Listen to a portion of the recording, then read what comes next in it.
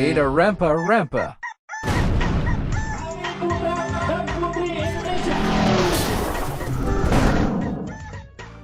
Proklamasi kami bangsa Indonesia.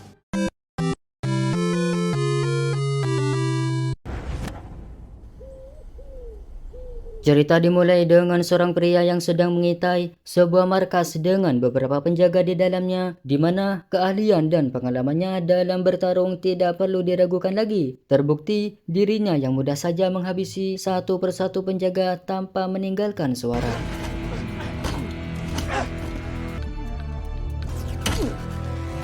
Walaupun tidak ada keraguan dalam setiap serangannya, tetapi dia masih memiliki hati nurani dengan membiarkan orang yang tidak bersalah untuk pergi. Dan bukan tanpa alasan, seseorang yang bernama Chris ini melakukannya, melainkan untuk mencari keberadaan sang istri yang dikabarkan menghilang. Dengan pengalamannya sebagai mantan marinir, menghadapi keroco seperti tadi hanya sebuah masalah kecil.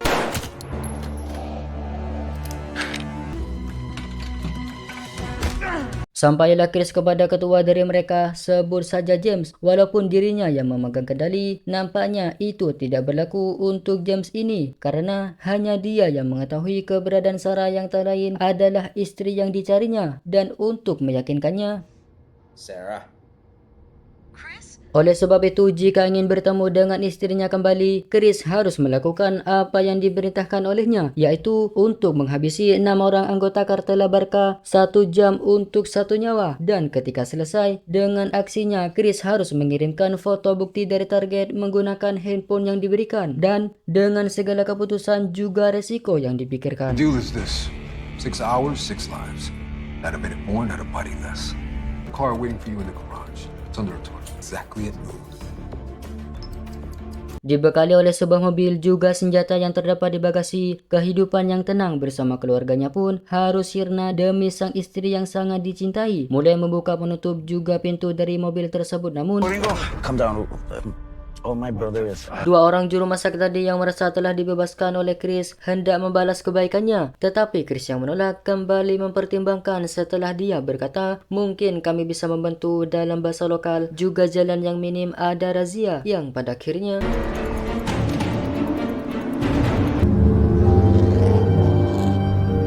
di tengah perjalanan dua bersaudara yang ikut pun, sebut saja Tono dan Tony, di mana Chris yang kembali mengingat waktu-waktu kebersamaan dengan keluarga yang terlihat sangat menyayangi istri juga putrinya yang bernama Maya. Dengan alur campuran, jangan heran bila kejadian dulu dan sekarang akan muncul dalam beberapa scene ke depan. Too much fun to miss anybody. Keep an eye on that one. Tapi sebelum itu, kita akan diberitahu sebelum Chris bisa sampai di sini, di mana dia didatangi oleh dua orang agen yang memberitahukan identitas sebenarnya dari Sarah, yang terlibat dengan kartel yang menangani penyelundupan narkoba hingga perdagangan manusia. Tidak percaya oleh perkataan orang yang baru ditemuinya dibandingkan dengan Sarah yang sudah bertahun-tahun hidup bersama. Namun, You were telling me all of this. Have you heard of this place? ketika disuguhi bukti juga jejak perjalanan yang sulit dibantah, Chris pun masih tutup telinga dengan hal itu. Ditambah mereka yang menemukan mobil yang ditumpangi oleh Sarah terbakar di perbatasan Meksiko yang bertolak belakang dengan pengakuan sang istri yang izinnya pergi karena masalah kerja. Dalam kebingungan, Chris pun menyuruh mereka untuk segera keluar dari rumahnya. Di mana lamunan Chris pecah ketika Tono yang mengabarkan kita sudah dekat dengan lokasi yang dituju. Dan setelah itu, setelah mendapatkan kabar dari kedua agen tadi, Chris mendapatkan sebuah panggilan hingga sampai ke markas John di awal, menitipkan Maya ke rumah neneknya. Mereka pun tiba yang langsung diperingati oleh Tony dalam bahasa Spanyol. Esta vuelta va a estar bien complicada, my friend. Alih-alih menyusun rencana untuk meminimalisir kemungkinan terburuk, Chris dengan santainya berjalan di hadapan mereka dan berhasil melumpuhkan penjaga di sana. Mulai memasuki, si dia menyiapkan segobak uang setelah melihat rekaman CCTV yang setelah Chris tiba, dia langsung menawarkan kantong berisi uang tersebut sebagai ganti nyawanya. Namun, sayangnya alasan Chris melakukannya bukan karena itu, melainkan mengirimkan foto bukti kepada James. Chris langsung bergegas setelah mendapatkan info dari target selanjutnya. Berganti kendaraan juga memindahkan senjatanya. Ia pun meninggalkan Tono dan Tony dengan mereka yang langsung mengikutinya kembali.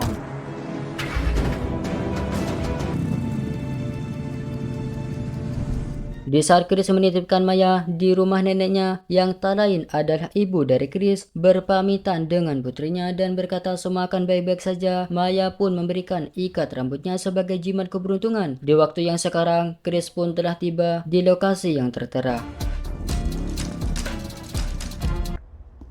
What the hell are you guys doing here? Karena Chris yang terus menolak ketika ingin dibantu, Tono dan Tony pun akhirnya jujur. Alasan lain ingin menolongnya bahwa sebelumnya mereka memiliki saudari yang telah lama hilang bernama Luna, dan mungkin bersamaan dengan mengikuti Chris, mereka bisa menemukan petunjuk atas adik perempuan yang mereka cari. Tidak bisa berjanji, Chris pun setuju untuk mereka mengikutinya kali ini.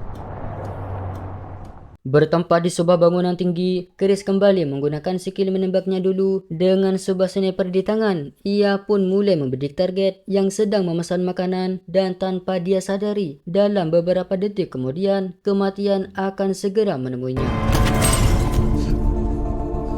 Tidak memungkinkan untuk memfoto target, Chris pun menyuruh mereka untuk pergi sendiri ke lokasi atau menghidupkan TV mungkin saja ada di berita terkini. James pun percaya untuk kali ini dan berkata agar tidak mengulanginya.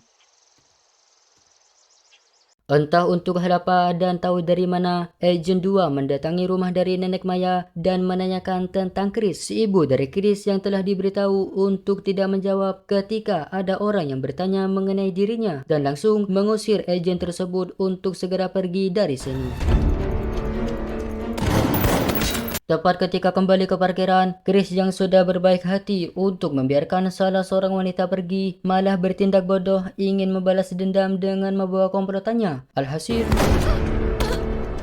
ketika sudah mendapatkan informasi dari target selanjutnya, Chris pun langsung bergegas dan kembali mengusir mereka berdua karena sama dengan kematian jika tetap mengikutinya kali ini. Tetapi mereka tidak takut mati, yang pada akhirnya membuat Chris menyerah dan berkata untuk menemuinya di suatu tempat dengan membawa teropong dan obat pereda sakit. 10:30. Not a minute later. Di tengah perjalanan, Chris kembali teringat dengan putrinya yaitu Maya, mulai menghubungi dan menanyakan kabarnya. Maya pun menceritakan tentang neneknya yang didatangi oleh seseorang. Setelah mendengar hal itu, Chris pun memberitahukan untuk menginap sementara di hotel dan akan menjemputnya ketika sudah selesai dengan urusannya. Baby. I love you too, Dad. Percakapan mereka pun diketahui oleh James yang langsung memperingati Chris untuk tidak berbuat macam-macam dengan mengancam Maya sebagai akibatnya. Walaupun emosi mendengar hal itu, Chris tidak dapat berbuat apapun selain setelah tiba dengan Tony dan Tono yang berada di sana lebih dulu, Tony pun memberikan apa yang Chris minta. Mulai melihat keadaan sekitar dengan teropong yang dibawa, Chris pun akan berangkat sendiri tanpa mereka yang menemani. Yo le digo, Estoy aprendiendo. a ver qué significa shut up. 1, 2, 3. Seorang diri tidak membuat aksinya sulit, malahan sebaliknya. Chris berhasil melewati penjaga yang ada dan setelah itu si target yang tengah asik berenang tidak menyadari kedatangan Chris yang sudah menghabisi para pengawalnya. Meminta izin untuk memakai baju dulu agar tidak mati kedinginan. Ia pun yang diberi kesempatan malah berbuat lancang dengan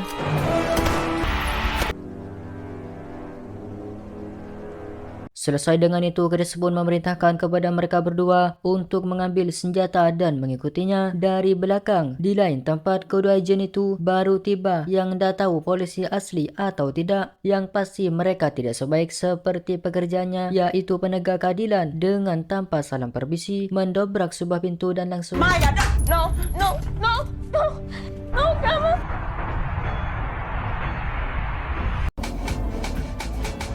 Tibalah Chris di lokasi target selanjutnya dengan Tony dan Tono yang menunggu di luar. Masuklah dia yang langsung dihadapi kepada beberapa penjaga yang mudah saja baginya mengalahkan mereka semua. Saat berhasil masuk, Chris pun tidak menyadari ada seorang lagi di belakangnya melemparkan senjata. Kejadian pun terjadi secara tidak terduga.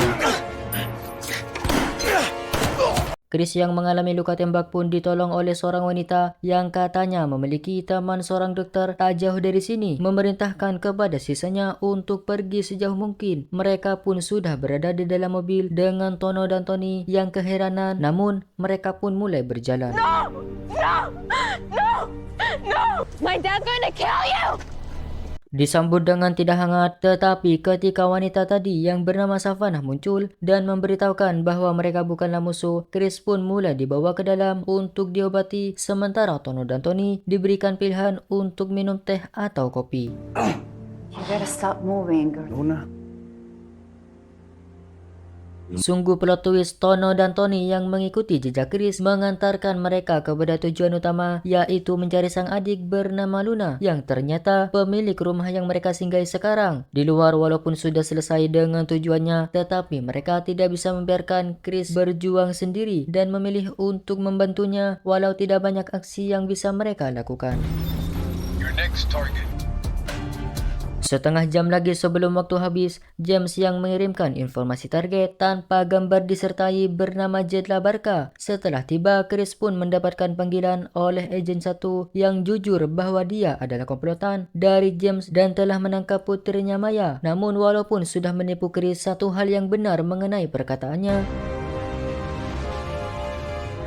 Perkataan Sarah mengenai bahwa dia terlibat dengan kartel Barca adalah benar, di mana terlihat dia sedang bertransaksi dengan salah satu anggota di sana yang tak lama kemudian Chris pun yang datang bersama mobil langsung membantai habis dengan senjata yang dibawa. Terlibat aksi tembak-menembak, kita pasti tidak akan menyangka jika target selanjutnya bernama Jedla Barca tak lain adalah istrinya sendiri. Dalam ketidakpercayaan, si dia pun yang tidak mengetahui bahwa yang ditolongnya adalah suami dari Sarah akhirnya bernasib. Rasa marah, kecewa, campur aduk menjadi satu. Chris seperti tidak mengenal siapa yang ada di hadapannya ini. Mencoba menjelaskan bahwa ini tidak seperti apa yang dipikirkan, Sarah pun berkata bahwa ia terpaksa melakukan karena ayahnya yang ternyata kepala dari kartel Barca terlibat dalam suatu kesepakatan yang pada intinya ketika sampai di perbatasan, para korban akan diselamatkan dan menjalani hidup yang lebih baik. Itulah yang dilakukan Sarah saat ini. Dan bukan hanya itu, setelah mendengarkan penjelasan darinya, sekarang Chris bimbang antara memilih istri atau putrinya untuk diselamatkan. Maya saved. Dengan memegang pistol dan raut wajah yang tidak terpancar kesenangan, kita sudah pasti bisa menebak pilihan dari Chris. Berkata pada mereka bahwa ini masih belum berakhir dan yang sebelumnya terjadi.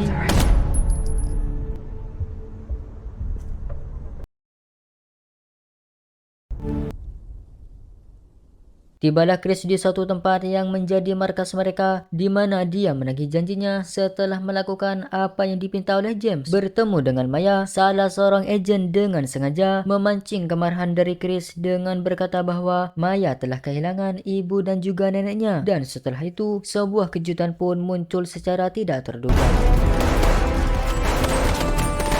Dalam keadaan mendesak, akhirnya Tony sedikit berguna dengan menembak James tepat di bagian kaki. Berhasil melarikan diri, Sarah yang terlibat duel dengan si agen 2 berhasil menang dengan mudah. Sementara Chris yang mencoba menenangkan Maya dan mulai menjelaskan kejadian yang sebenarnya.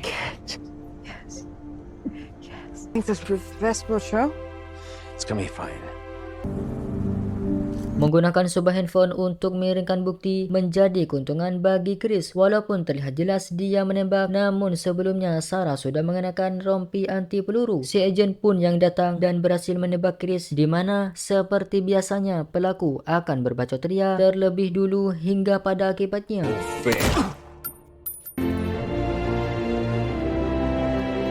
Di dalam keramaian, si James yang sedang teleponan dan memberitahu untuk segera menghabisi Chris tanpa dia sadari. Pesan yang dapat kita ambil dari kisah di atas adalah menghargai perjuangan seseorang untuk kita sama dengan menghargai diri kita sendiri. Sedikit mengingatkan, sekarang kita bisa seperti ini, rebahan tiduran bersantai sambil memegang handphone bukan senjata, tak luput dari perjuangan para pahlawan terdahulu. Oleh sebab itu, walaupun tidak ikut upacara, setidaknya doa kita sampai untuk mereka.